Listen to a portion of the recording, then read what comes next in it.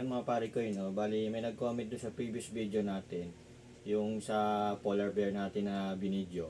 O sabi niya, tinatanong niya kung ano daw yung parang car dito sa ano ko, showcase ko, no? So, ito na yung mga pare ko yun, no? So, itong mga car na to, yan. Ito, nirelease to ni Dunkin noong October 15, 2016 yan. Pero ito hindi nyo basta-basta mabibili ito mga pare ko sa mga Dunkin stores. No? So, ito tinatawag nilang price in every cup. So, kailangan nyo bumili ng coffee, tapos ipipil nyo yung coffee, tapos nandun yung mga prices.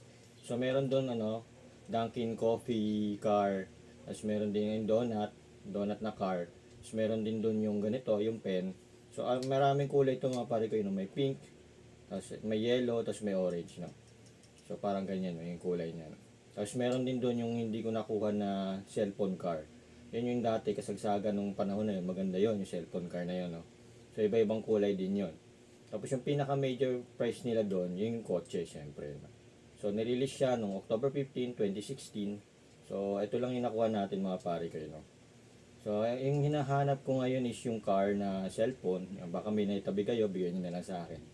No? So, ito, marami pong mga nilabas ni si Dunkin na mga ganyan, yung pinipil sa cup. No? Pero ito yung maganda, no? Ito yung magandang kinatuan ng mga tao, no? So, price in every cup. So, ito, sumusulat pa to mga pare ko, no? Yan. Sumusulat pa siya. Yan. Hindi ako nakakuha ng pink, eh. Yan. Dalawang black lang nakuha ko, tsaka to. Orange, no? Ganda rin, no? Parang laruan. Yan. So, ito yung ano niya sa loob, no? So, okay naman siya. Parang regular pen din siya, no? Yan. So, masulat pa to mga pare ko, no? 2016 hanggang ngayon, 2025.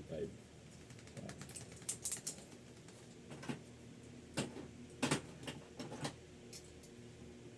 So, kung may gusto kayong i-flex dito sa mga collection ko mga pare ko, no? So, tanungin nyo lang ako, no? Isa-isayin natin yan, no? So, yun lang.